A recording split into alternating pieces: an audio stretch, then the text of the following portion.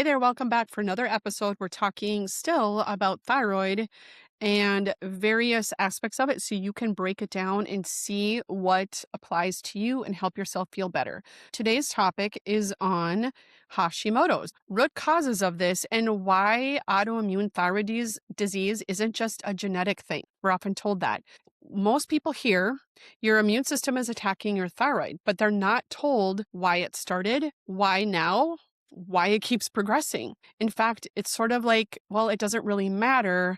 It's just the same as regular old hypothyroidism. And then we keep on keeping on, feeling kind of stuck.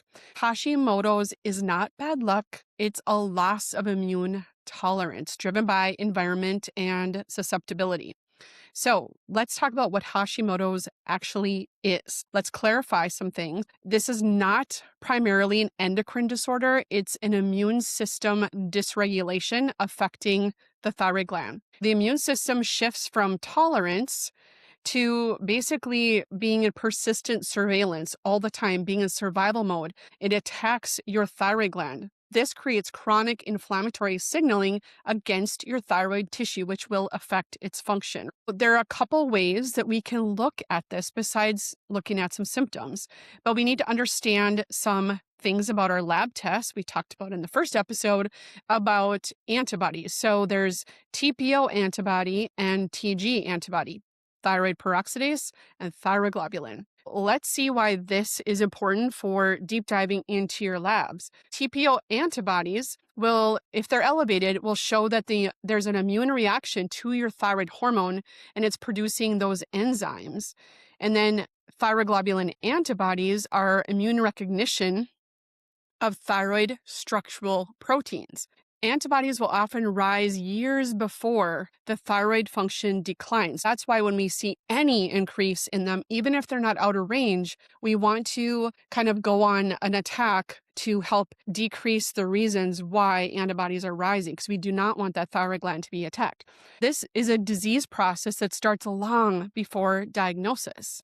Let's talk about why some of these things happen. Kind of the first thing that I see most often is gut permeability issues, and that increases this immune activation. We talk about gut protocols and that kind of thing, but we're just going to talk some high level here about the gut. But when the intestinal barrier becomes dysregulated, the immune system is exposed to substances it shouldn't see. It's basically having to be vigilant about all the things that it's, potentially being exposed to. And when we have cross reactivity to things, this alone can increase your immune system's interaction. And it doesn't alone cause Hashimoto's, but it definitely lowers the threshold for your immune system to kind of misidentify things. And it comes down to some things with specific foods too, especially with autoimmunity and Hashimoto's. Let's look at some common triggers that will stack together. And this is something that becomes, a cluster of burdens that basically cause your body to overflow and it just can't deal with it anymore. Then this is when we get into this autoimmune thyroid situation. So it's a cumulative burden, really. It's not just one single villain doing all this damage to your thyroid. It can shift from immune signaling patterns over a long term. So things like chronic stress, changes in your immune regulations, not just from stress and the cortisol like we talked about last episode, food reactivity. So this is, specific to each person. And it doesn't mean if you have some reaction to something that you have a true allergy to something, but you can be reactive to things when your immune system is dysregulated, when you have leaky gut and those types of things. This will amplify the immune signaling in people who are susceptible, those ones that are chronically stressed, those ones that have, potentially an underlying thyroid condition that's just not really identified yet based on the labs we talked about a few episodes ago. You could be susceptible because of nutrient depletion. You may not have the right nutrients on board to help with thyroid hormone conversion, like selenium, zinc, iron, vitamin D, things like that. And with low levels of that, your immune tolerance, of course, becomes less. You have less immune tolerance. If you have a loss of these things, you have a loss of regulation. Well, oftentimes, the treatment for Hashimoto's is removal of the thyroid gland. A lot of people think that when they remove their thyroid gland, their autoimmune condition is gone. And that is just not actually true.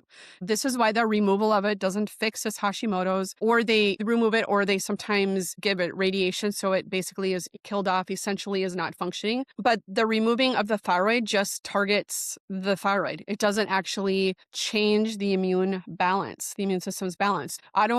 Autoimmune diseases are systemic and they're sort of more pattern disorders. It's not always an isolated organ failure. It can lead to that, but it's not because of that. Without addressing the immune signaling, the process simply persists. It goes on in the background. It just keeps causing problems in your system. Basically, the goal when someone walks through my door and it's determined they have Hashimoto's, or they already have a diagnosis of, or they're suspicious of that, that's when I refer out to get the proper testing and get the diagnosis, should that make sense for them. But we have to look at how can we work on them foundationally to help support all their systems in their body so that their thyroid doesn't crash out at some point. We're not just boosting immunity, we're going to restore the regulation of the immune system.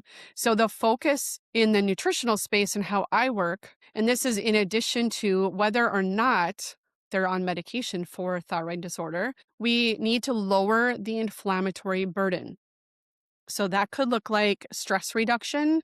It could look like a different diet for a while to heal the gut. It could look like sleep issues. It could look at anxiety and depression. Definitely looking at blood sugar dysregulation as well.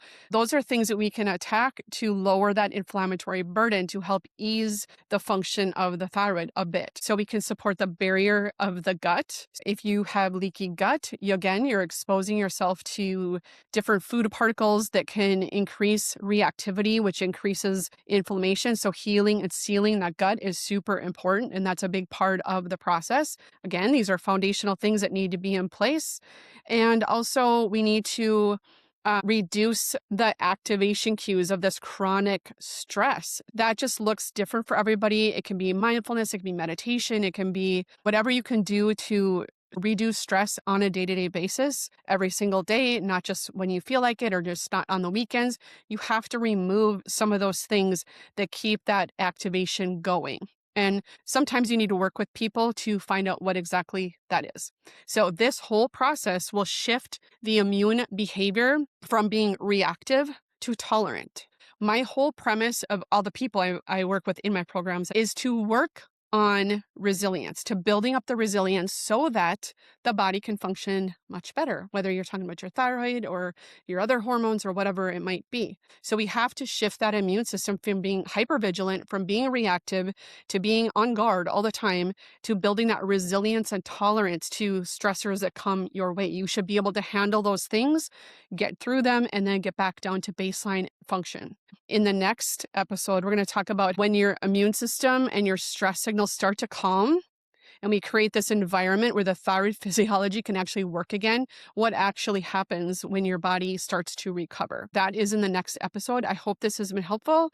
If it resonates, I want you to comment below. Make sure that you get your questions answered. So let me know if you have any questions. We'll answer you right away as soon as we can. And I would love to hear from you. So, all right, stay tuned and come back for the next episode. All right, take care. Bye-bye.